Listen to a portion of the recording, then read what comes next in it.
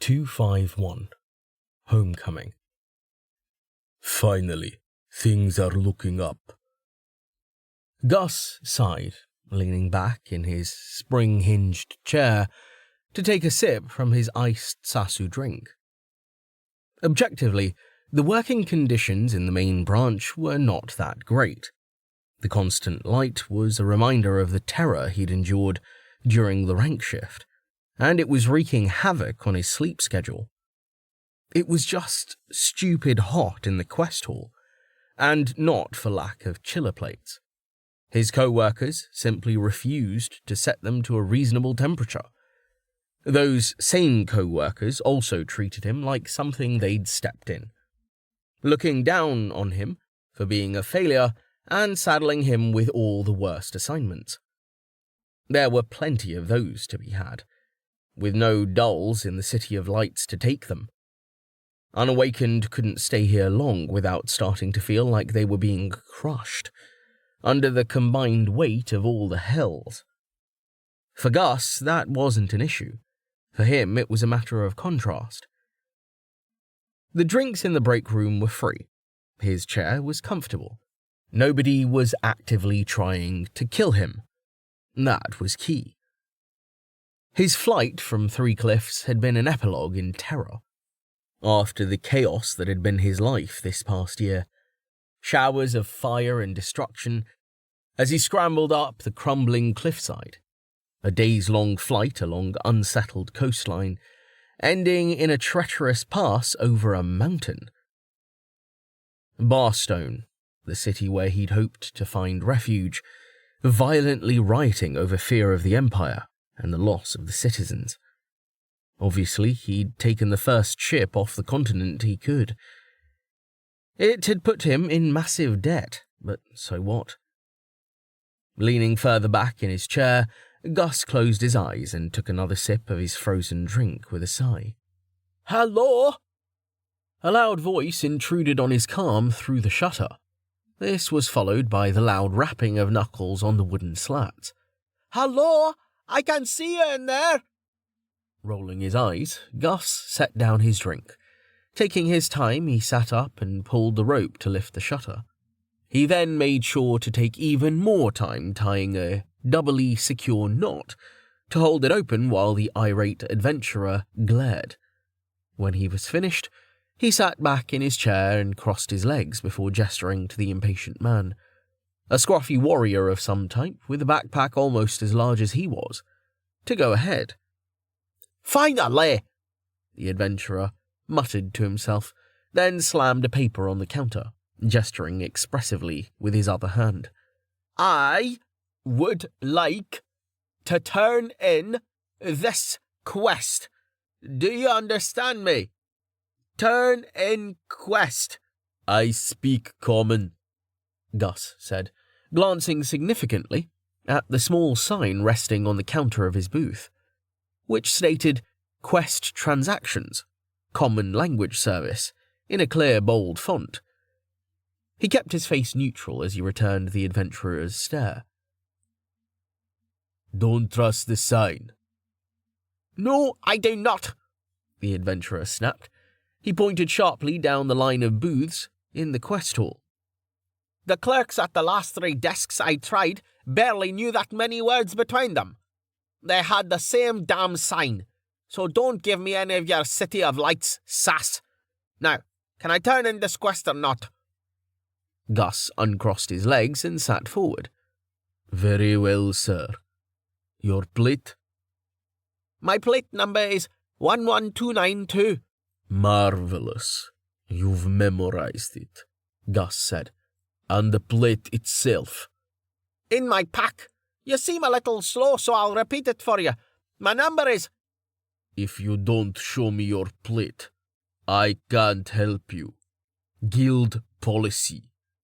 "Bullshit! Since when?" "Since you called me slow." "Look, do you see this pack? It's stuffed full of bloody mert kidneys. My plate is somewhere at the bottom. You really going to make me dig it out?" Gus finished off his drink, setting the cup down with a sigh. "I'm not making you do a thing. You chose to mutilate the bodies. You chose to keep the organs like a psychotic magpie. Therefore the quest, you ass. I will not be spoken to like this by a tiny man in a tiny booth who clearly couldn't hack it in the real world. Get out here. I challenge you to a duel. I refuse. You can't do that. I think you'll find that I can, Gus said. Right of refusal. Look it up. I demand to see your manager. She doesn't speak common, Gus said, spreading his hands in mock helplessness. And if she did, she'd just tell you the same thing. She'd also tell you to bring the kidneys to the wet drop-off. We don't process that sort of thing in here. Now please, you're holding up the line. What line? The incensed adventurer demanded, whirling with some difficulty, given the size of his pack. The hand he flung out to gesture at the supposed emptiness was caught by a cloth-wrapped gauntlet, before it could slam into the gauntlet owner's chest. Easy there, friend, a female voice said. That's... Let go! The rude adventurer demanded, stumbling a step back under the weight of his pack. With it out of the way, Gus got a better look at the two figures behind him. They were Sidiri mercenaries by their wrapped armor, but... Hi, Gus, the male not Sidiri said. No! Gus hollered as the blood finished draining from his face. He almost knocked over his chair in his rush to his feet. Not you! He began fumbling with the knot in the shutter rope. No! We're closed! Looks like somebody didn't expect to see us, Rain said offhandedly. What are the odds, huh? I'm glad you got out. No, I said, Gus shouted, still fumbling with the cord. Every time you two show up, the city goes to shit. You're cursed. Cursed! Go away! We'll go, but not just yet, Amelia said. We need someone to give these to Burek for us. She held up a pair of envelopes. We'd rather not trouble him ourselves. Can you help us? Whenever it's convenient. I don't know the guildmaster, Gus said. He'd done too good of a job on the damn knot. I don't know the guildmaster, or how he gets his mail, and I certainly don't know you. You're just figments of my imagination. Excuse me, cut in the rude adventurer. I was the first in line. Whatever your issue with this rant, you can... Oh, shit. Please take my spot. Here, let me get out of your way. Rain tapped his silver guild plate on the counter. Thanks again for the plate, Gus. I hate to pull rank with it, but it's better than making a scene. We can't afford that right now. And sorry, if we'd known seeing us would be this hard for you, we'd have gone to another booth. We're just glad you're okay. Here, said Amelia, sliding across the pair of envelopes. Both had the words Burek the Volcano written on them. One was written in a familiar hand, but he was entirely too frazzled to place it. Finally, the knot gave way. Hang in there, Rain managed before the shutter slammed closed. Gus leaned back in his chair, burying his eyes in his elbow. Maybe I'll try the Isles. With a series of progressively smaller bounds, Rain slowed to a walking pace as he descended through the canopy. His final step deposited him smoothly on the ground, and Tani stepped forward to greet him. Welcome back, Captain. Good to be back, Rain said, smiling and breathing deeply of the local essence. It was disordered, obviously, but cleaner than it had been. Chaos didn't have to be filthy. It could also be raw and primal, the energy of change. He learned as his senses grew that elemental aspect was only a part of the flavor.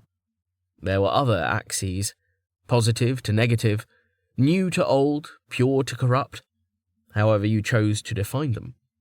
Here the energy was starting to flow, ancient, stagnant muck, breaking up to fuel new growth. Hey, Tawny, Amelia said, having landed at roughly the same time as Rain. Both of them dismissed their helmets. Amelia? Tawny said, smiling in greeting. Rain smiled back, setting down one of his packs. Tawny had made progress too. There was a small core of cleansed potential growing within him. He'd taken the first step along the path. Excellent. Please let me be the first to congratulate you in person, Tawny said. None of us doubted you, but it must be a weight off your mind. Understatement of the century, Rain said with a smile, slipping his second pack off and dropping it beside the first. Congratulations yourself. Tawny paused. For? Rain gestured. For accessing your soul, of course. You can tell. I can tell a lot of things, Rain said. It's kind of distracting, really. I see, Tawny said, though obviously he didn't. We'll talk about it later with the Council of Souls, Amelia said.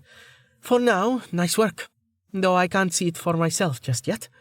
I see something else, though. What's that you have there? Your uniforms, Tawny said after a pause, taking hold of himself and lifting the pair of folded garments he carried. The fabric matched his white Ascension jacket, making it fairly obvious what they were. Vanna requests that you wear them for your entrance to the camp, and at all times when you are on duty going forward. For you, as captain, that means any time you're in public. Sure, Rain said with a shrug, reaching for his belt and removing it, and his pouches before burning his Sadari wrappings to ash with a precisely controlled flash of immolate. You do not object? Tawny asked, raising an eyebrow as Rain took the topmost jacket from his stag. Before answering, Rain shook the garment out to its full length for inspection. Demption had clearly taken his feedback to heart. The white, knee-length trench coat was made of a stiff, no-nonsense fabric, and had no less than a dozen pockets visible upon first inspection. The one on the left breast was embroidered with Ascension's globe and arrow logo, in white thread, understated compared to the massive logo that had stretched across the back of the first version. It buttoned up the front with a line of unpolished bronze buttons, ending in a simple, folded collar. On the left side, the collar bore 3 shiny studs, brass, according to detection. Beside them was a pin cast from solid gold and shaped like an upward arrow. Rain looked back at Tawny. Why would I object? Oh, I don't know, Tawny said, passing Amelia the second coat. Your constant and unrelenting rejection of all ceremony and any formality surrounding your station? It's not about rejecting formality, Rain said, swinging the coat over his shoulders and finding it sized perfectly for his armor. It's about not lording my status over people. I'm not a lord, remember? He gestured to the pins on his collar. What do these mean? I assume the pips are for entrusted? Very Trek. I like it. The arrow means captain? Yes, Tawny said, turning to Amelia. Yours has a shield for your place on the Defense Council, but it is silver, as you are not its head. He touched his own collar. I wear the silver quill of administration. What's Vanna wear? Rain asked. Golden quill? Something different since she's also commander? A silver arrow, Tawny said. The highest badge of office takes precedence. The collar is only so large, and you expressed a desire for minimalism. I did, Rain said with a nod, fastening his belt and pouches again inside the jacket. Works for me. Simple, clear. Lets people know who they're talking to. Maybe one more pin wouldn't hurt, though. To clear it up for outsiders. It's really just Vanna, Smelt, and I who need the extra. We can talk about it later. Finished, he gave the coat one last tug, then turned to face Amelia. How do I look? Very captainly, Amelia said, adjusting one of her sleeves. Like him, she'd left the jacket unbuttoned. What about me? Like a badass member of Ascension, Rain said, which is precisely the idea. Also beautiful, because, you know. Stop, Amelia said, pushing his shoulder playfully. Okay, Tarny, let's go. I assume we're headed to the council? No meetings or council business until tomorrow, Tawny said. We thought you'd like some time to settle in before the debrief. It isn't like we don't know the important details from your reports, he grunted, lifting one of Rain's bags. Oof, is this all crystal? Yes, Rain said, grinning. This one's lighter if you... I'm fine, Tawny said, hoisting the pack over his shoulder. The crysts and tell within clinked against each other. He turned and started picking a path through the trees. Come along, then. Watch your step. Mod's deep out here in spots. The bug situation seems to be well in hand, Amelia observed, as she and Rain moved to follow, both of them cheating with airwalk. You can thank Melanie, Tawny said. She figured out how to invent Myth and Reason's repellent formula, making it an attractant, if you'd like. Your bug-frying anchor has been doing brisk business. Ah, Rain said. Smart. It's still bad further out, Tarny continued, but we're making headway. Culling the bloodhog population has also had an impact. Glad to hear it, Rain said. Have we finished mapping the ranked zone yet? Indeed we have, Tawny said. It begins not far past the lair, and continues for quite some ways. Given its expanse, we hope to find another lair or two, but no luck as yet. I'll go scouting tomorrow, Rain said, not voicing his prediction that his new senses would prove invaluable. He didn't want to get anyone's hopes up, including his own. You haven't booked the whole day, have you? Adjustments can be made, Tawny said, and Rain's heart sank. That meant he had. Amelia laughed. I see something ahead. There, at the base of that tree. Farm plot, Tawny said. The Cervidians have set up quite a number of them. We've left them in charge of the project, given their experience with covert agriculture. Oh, Amelia said. That's smart. Indeed, Tawny said, gesturing to the turned earth at the base of the tree as they passed. They brought a number of crops that do well in full shade. Most are at least somewhat palatable to humans. These are the latest plantings. Ah, look here. These ones have sprouted. What are they? Rain asked. Mushrooms? Of a sort, Tawny said, moving on, guiding them onto a recognizable path through the increasingly tamed forest. As they walked, the plants in the farm plots became steadily larger, to the point that Rain started to get suspicious. Somebody took cultivate, didn't they? He paused, then cursed. Filth. What? Tawny asked. We didn't think to ask Gus about Lellerman Green, Amelia said, having come to the same realization as Rain. Tawny would know what they were talking about, as they'd mentioned the encounter in the report they'd sent before departing Jugara. We should have pressed him, Rain lamented. If he got out, then Green might have too. Well, if it makes you feel any better, we have our own Green now, Tawny said. Greenbrier. You asked if someone took cultivate. He and Kamaya both did. They've been working together as a mother-son team. That's excellent, Rain said, returning with a blink. Again, I agree, Tawny said. I've been using fall to offset Ascension's hunger, but we'll need crops if we're to survive here long-term. They saw a need and decided to fill it. They haven't joined Ascension, though. Most of the Cervidians haven't. There is a strong desire amongst them to not become reliant upon us. That's completely understandable, Amelia said. She hesitated. Have there been any incidents? #to-do. Fall's impact on Essence. Mana is probably just a catalyst. Pinning the thought with barely a blip in his focus, Rain returned his attention to the much pricklier problem Amelia had raised. A problem he had much less idea how to tackle. Not as such, Tawny said. In fact, I would say things have improved markedly since you left. Some of the barriers are coming down.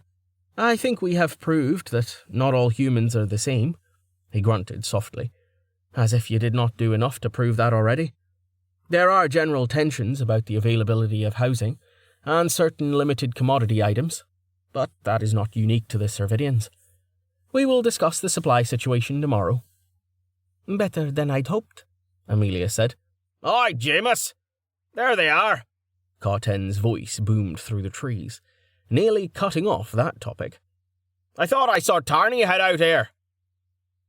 Rain turned, easily spotting Jameis, first by his brilliant orange outfit, which would have been over the top even for hunting season. Carten was less visible, but he made up for it with noise, crashing through the underbrush toward them. "Hey guys," Rain said, raising a hand. "Long time." They have no idea just how long. I'll tell them later. "Stupid swamp," Jameis grumbled, whipped in the chest by a bush as Carten released it. He wasn't wearing an Ascension jacket, but he'd pinned the 3 brass pips to his orange collar. "Hello," he said with a wave as he struggled free, then tisked and stooped to pick the briars from the side of his robe. "One moment." "How is the big city?" Carten asked, beaming and spreading his arms wide. He had no Ascension jacket either, and wore his pips somehow attached to his breastplate. "Stressful," Rain answered honestly, dropping his bag and accepting the offered hug, clapping the defender heartily on the back. "Oh," Carten let out a grunt. "Easy." "You're the one who decided to hug a silver plate," Jameis observed. "I would hug you both as well, but I value my ribs in their present configuration."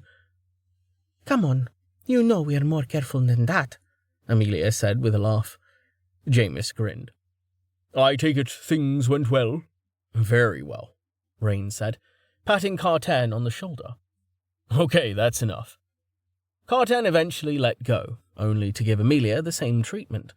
Once she managed to free herself without damaging him, Carten and Jameis joined them, as they left the farms behind, chatting happily. The hill they'd been situated on sloped down into a truly miserable bog, but a dry path had been built through it, making for easy footing. As they walked, Rain was forced to put his questions on hold, instead retelling the story of their adventure. He and Jameis weren't on the short list of people with access to his full, unredacted reports, but they did know the basic details. Even before reaching the Blood Marsh, the Council had added a provision to the codes allowing all entrusted to peruse mission summaries at their leisure. Some surreptitious probing revealed that those summaries didn't include any of the more sensitive details, such as the attack by the Foundry. Carten and Jameis were oblivious to that event, and oblivious they would remain. They did not need to know. The lie of a mission hurt, especially with how much Rain wished he could confide in them, but the system was in place for a reason. Eventually, the land began sloping up again, and Ascension's main camp came into view. Rain had already known roughly what he'd see, thanks to his detection anchors, but there was no comparison to seeing it firsthand. Dry land was at a premium in the Blood Marsh, at almost as much of a premium as the time of Ascension's lone geomancer. The main camp was situated atop the tallest hill they'd found in the vicinity of Temerity's landing site. The tents had just been going up when Rain and Amelia had left, but now there was a proper shanty town nestled under the cover of the trees. "This way," Jameis said, taking the lead from Tani, as Rain and Amelia returned various greetings. "We've prepared something of a welcome ceremony in the tavern." "We have a tavern?" Amelia asked, then slapped herself on the forehead. "Of course we have a tavern." Rain smiled, taking in more details as he followed. Ahead, through the warren of trees and tents, he spied the first proper building. The low walls made from the glassy stone bricks produced by the smelter. The roof was shallowly sloped, and 4 trees poked up through it, helping, he was sure, to hold it up. It didn't look very sturdy, made largely of sticks and bark. "That isn't the tavern," Tani said, seeing him looking. "Smelt's been designing this one as a supply depot for miscellaneous items and materials. Ascension's armory is below ground." "Ah," Rain said, seeing more buildings ahead. The construction was slapdash, but he still found himself impressed by the rate of progress. Many hands will do that, especially without a zoning board. Hells, this is going to be a town, isn't it? I can't expect everyone to join Ascension. Hashtag to do zoning board. Hashtag to do mayor. Not being able to cut any trees has limited us, Jameis said, waving a hand. We've done what we can to keep things orderly. You've been helping with the planning? Amelia asked. Everyone's been helping with everything, Carten said proudly. Gonna build a house for me in Yavona. With me own 2 hands. He scratched at his ear. As soon as there are bricks for it. That'll be a while, Tawny said. The soil here is fertile, but it turns to ash in the smelter. The bricks you see came mostly from sand dragged from the ocean floor. Individual homes are low on the list. We're dredging the ocean floor? Rain asked. To deepen the channel for temerity, Tawny said. Bakal has appointed himself to be in charge of the harbour project. Wow, Carten, you were really serious with that everyone is helping bit, Amelia said. She turned back to Tawny. Bakal hasn't joined Ascension, has he? No, Jameis said with a laugh. The illustrious Sea King cites boredom as the reason for his contribution, and worry not, he has been complying with the rules. The channel won't be visible from above, though that means it will remain tricky to navigate for a vessel of Temerity's size. Rest assured that no tree has been cut, save those that were already dead. That one of the rules? Amelia asked. No fire, smoke, light, or anything else that could be seen as artificial from the air, Tawny said. The smelter is underground, as are the kitchens. He pointed to a building in the distance. All the smoke is vented through there. We've installed one of Rain's purify anchors to deal with it. He shifted his finger to indicate a different building. That's the entrance to the Ascension complex proper. It's also where we're going. The tavern is underground? Rain asked, already in the process of mapping the sublayer with detection. All of it was warded. The protections were strong enough to block the spell when used through his old, shoddy anchors, but they weren't nearly strong enough to stop him in person. What he found as he pushed further only left him even more flabbergasted. They'd built below the groundwater. They'd built pumps. He could feel cables running through the stone walls to carry electricity. It was starting to seem like he'd actually been gone for as long as he felt like he'd been gone. Drinks and discretion do not mix, Jameis said, as they entered the building, oblivious to Rain's mounting awe. Corin deserves a medal. World's hardest-working geomancer. And Romer. And Vanna. Like we've got enough booze for everyone to get drunk, Carten said, muscling past Tawny into the stairwell. Aye, they're here. Setting aside his amazement before he hurt himself, Rain descended, arm in arm, with Amelia. Carten took the first turn upon reaching the hallway at the bottom, leading them into a room just packed with friends. To Rain's expanded senses, the positive vibes were so dense it felt like he'd been struck by a tidal wave of marshmallows. Welcome home, Tallheart rumbled, standing closest to the door, with Zero perched atop his head, between his antlers. He held up a pair of plates. There is pie,